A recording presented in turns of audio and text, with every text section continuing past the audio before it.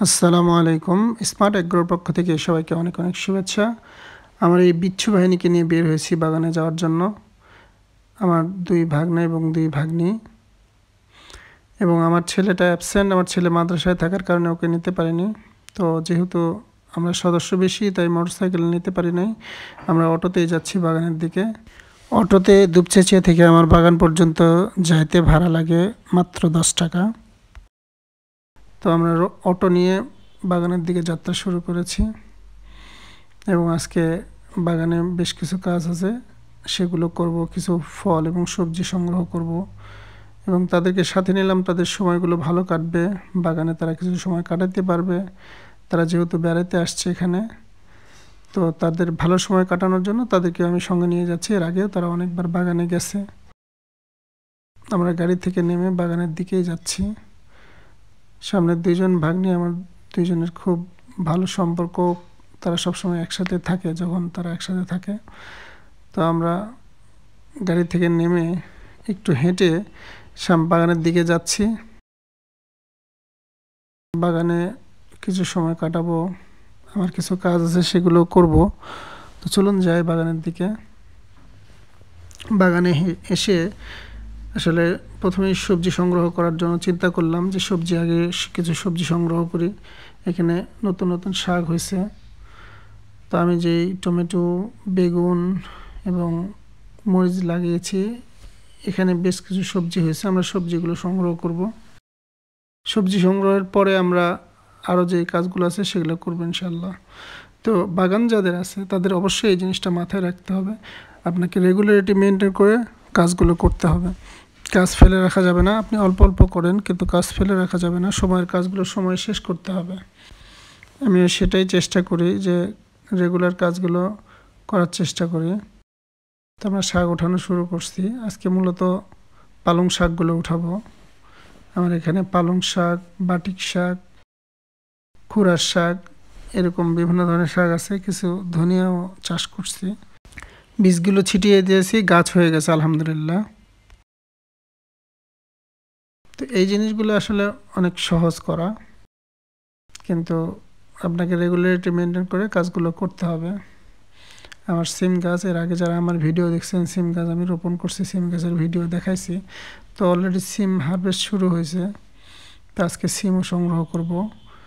আর এই সিমগুলো আসলে বাসার জন্যই মূলত, এগুলো বিক্রির জন্য আমি খুব বেশি চাষ করি নাই। যে বাসায় খাওয়া হবে আলহামদুলিল্লাহ, তাতেই যথেষ্ট।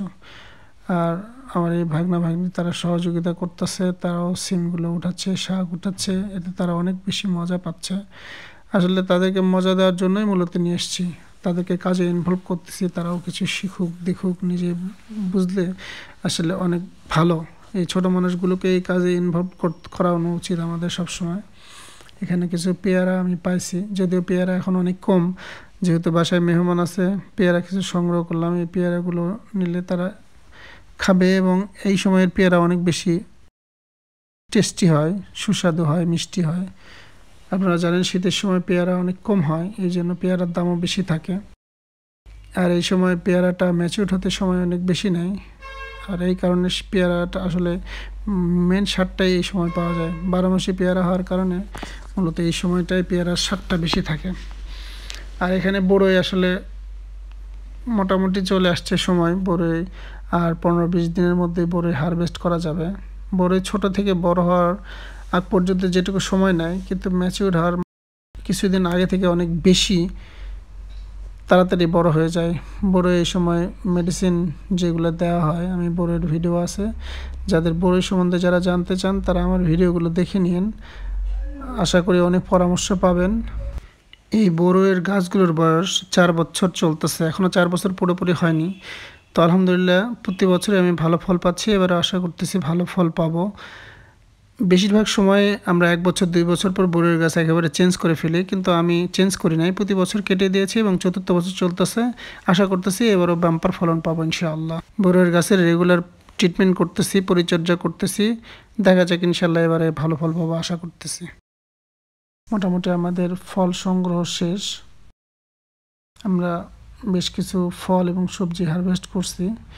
এই যে বাটিক শাক, পালং শাক, পেয়ারা, মালটা, সিম, আলহামদুলিল্লাহ বেশ কিছু সবজি এবং ফল আমরা সংগ্রহ করছি। নিজের গাছের ফল এবং সবজি হারভেস্ট করা, সেটা খাওয়া, বিক্রি করা, এটা আসলে অন্যরকম একটা ভালো লাগা। তো আমরা যারা অল্প পরিসরে জায়গা আছে বাড়ির সামনে ছাদে, আমরাও সবাই চেষ্টা করব যে এই গাছগুলো লাগিয়ে নিজে ফল নিজে উৎপাদন করার। আর যারা আমরা বাগান করি তারা তো আলহামদুলিল্লাহ করি, আর বাগানের আশেপাশে সব জায়গাগুলো আমাদের কাজে লাগানো উচিত। তো আজকের মতো এটুকুই। বাচ্চাদের নিয়ে অনেক সময় কাটালাম বাগানে, অনেক ভালো লাগলো। বাচ্চারা সচরাচর আসতে পারে না। তো সবাই ভালো থাকবেন, আবারও দেখা হবে। আসসালামু আলাইকুম ওয়া রাহমাতুল্লাহ।